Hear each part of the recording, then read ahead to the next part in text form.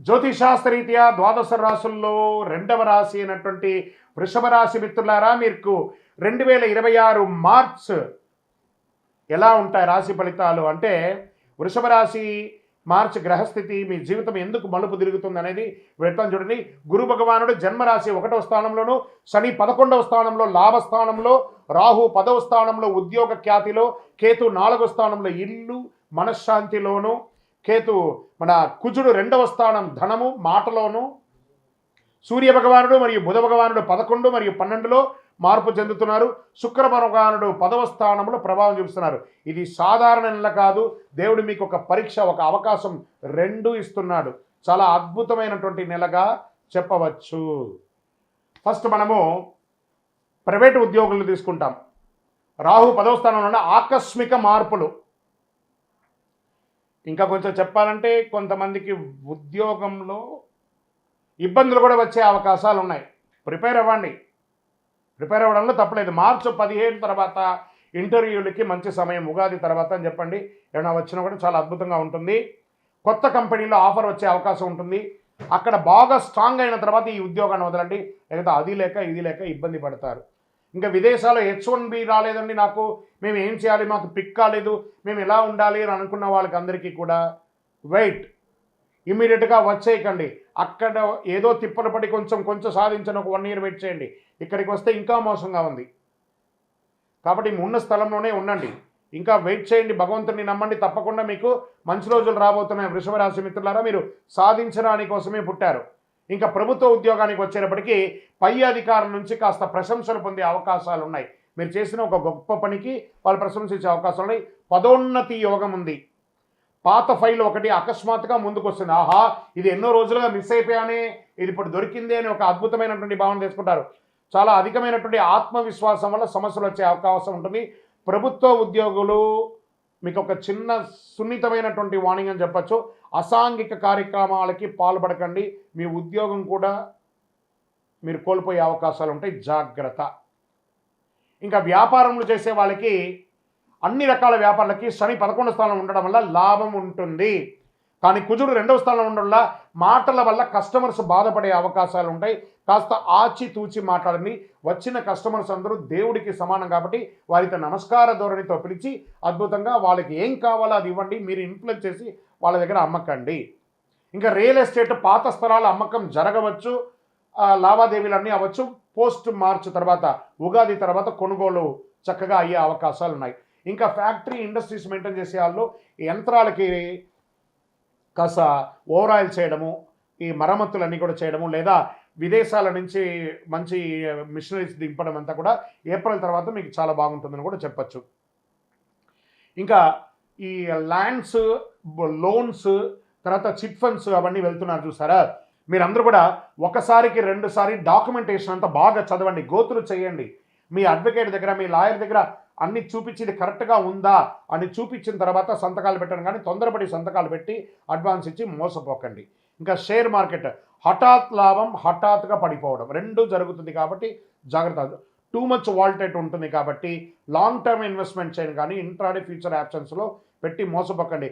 ఎవరెవరో నేను టిప్స్ ఇస్తాను, నేను మీకు పాయింట్స్ ఇచ్చేస్తాను, మీరు ఇన్ని లక్షలు సంపాదించేస్తారు, ఈ ఫేస్బుక్లో ఇన్స్టాలో ఎవరెవరో పెడుతూ ఉంటారు. దాంట్లో సాధించిన వాళ్ళది ఒక 20 మంది పేరు ఇవ్వండి అని చెప్పండి. వాళ్ళంతే, మళ్ళీ మీ ఫోన్ కూడా లేపరు. అలాంటివి వాటికి మీకు ఇంత డబ్బులు కడితే మీకు ఇంత మెసేజ్ ఇస్తాం, అసలు నమ్మకండి. బాగా జాగ్రత్త పడండి. మార్కెట్ ఎలా ఉందో చూడండి, లాంగ్ టర్మ్ ఇన్వెస్ట్ చేయండి. మీ డబ్బులు మీ దగ్గరే ఉంటుంది. కొంచెం ముందు వెనక ఉన్నా కూడా యాడ్ ఆన్ చేసుకుంటూ ముందుకు వెళ్ళిపోండి. ఇంకా గురు జన్మరాశిలో ఉండడం వల్ల ఆర్థికమైనటువంటి ప్రభావం ఉంటుంది, లాభసాటిగా ఉంటుంది, అదేవిధంగా ఖర్చులు కూడా ఉంటుంది. బంగారం కొనుగోలు శుభం అని చెప్పచ్చు. అప్పు ఎవరికి ఇవ్వకండి. ఇచ్చేటప్పుడు, తీసుకునేటప్పుడు ఎంత ఆనందంగా ఉంటుందో వాళ్ళు తిరిగి వాళ్ళ దగ్గర అడిగేటప్పుడు మిమ్మల్ని శత్రువుల కంటే ఎక్కువ హీనంగా చూస్తారు. కాబట్టి డబ్బులు ఇవ్వకండి. ఇంకా దంపతుల మధ్య కుటుంబంలో కేతు 4వ స్థానంలో ఉంటారు కాబట్టి అపార్థాలు, ఒకరి పట్ల ఒకరి ఈర్ష స్వభావం, ఈగో అని ఉంటుంది.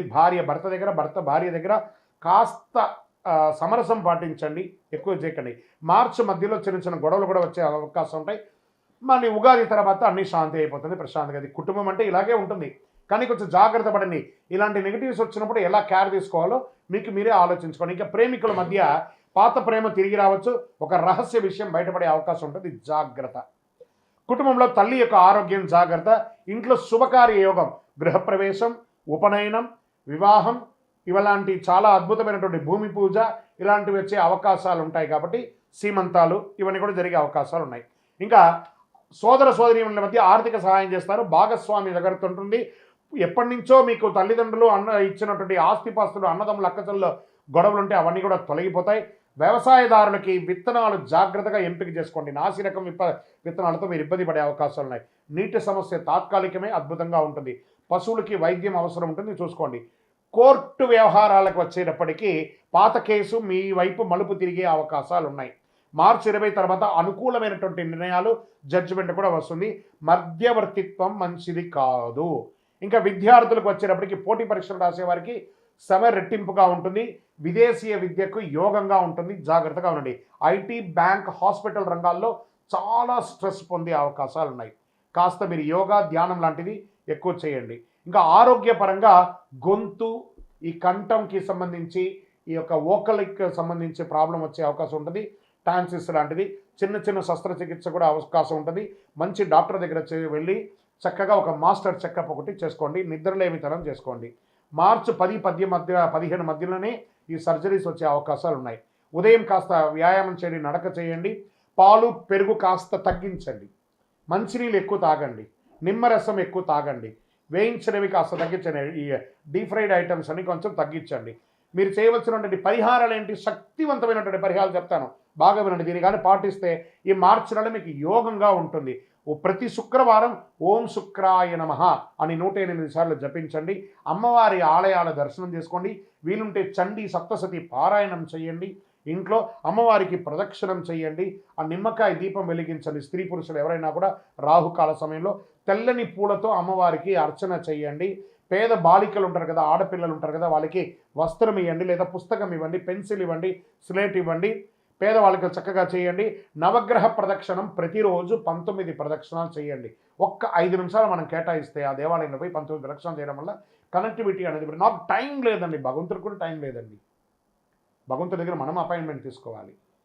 కాబట్టి జాగ్రత్త. వృషభ రాశి మిత్రులారా, అదృష్ట సంఖ్య 6 మరియు 2. అదృష్ట రోజు శుక్రవారం. అదృష్ట రంగు తెలుపు మరియు లైట్ గ్రీన్ అని కూడా చెప్పచ్చు. అదృష్ట దిక్కు ఈశాన్యం అని కూడా చెప్పొచ్చు. ఇక వృషభ రాశి వారికి మార్చ్ ఒక దివ్య మార్గదర్శనం అని చెప్పచ్చు. మీరు గర్వాన్ని వదిలితే దేవుడు గౌరవం ఇస్తాడు మీకు. బాగుంది కదా.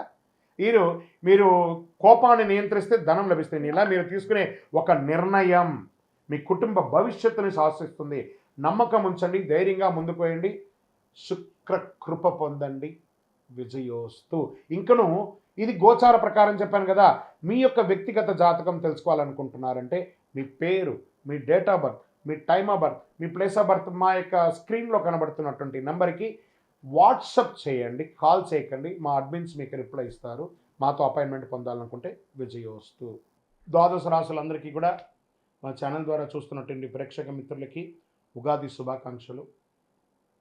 అందరూ కూడా ఆయుర ఆరోగ్య ఐశ్వర్య భోగభాగ్యాలతో ఉండాలని అఖిలాండ కోటి బ్రహ్మాండ నాయకుడు అయ్యప్ప స్వామి వారిని ప్రార్థన చేసుకుంటున్నాను. తిరుపతిలో అయ్యప్ప స్వామికి 18 అవతారముల దేవాలయాన్ని మనం నిర్మించాం. జీవకోణ అనే ఒక ప్రాంతంలో బ్రహ్మశ్రీ డాక్టర్ చంద్రబలి గురుస్వామి గారి ఆధ్వర్యంలో.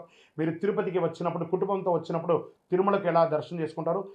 తిరుపతిలో కపిల తీర్థానికి దగ్గరలో జీవకోణ అనే ఒక ప్రాంతంలో ప్రపంచ ప్రఖ్యాతమైనటువంటి 18 అవతారాల దేవాలయం ఉంది. వచ్చి దర్శనం చేసుకోండి. మీరు అందరూ క్షేమంగా ఉండాలని ఆ దేవాలయంలో ప్రతిరోజు ప్రార్థన చేస్తుంటాము. విజయోస్తు. వందే మాతరం, వందే మాతరం, వందే మాతరం. చంద్రమౌళి వెంకటేష్ శర్మ గురుస్వామి. శరణమయ్యప్ప.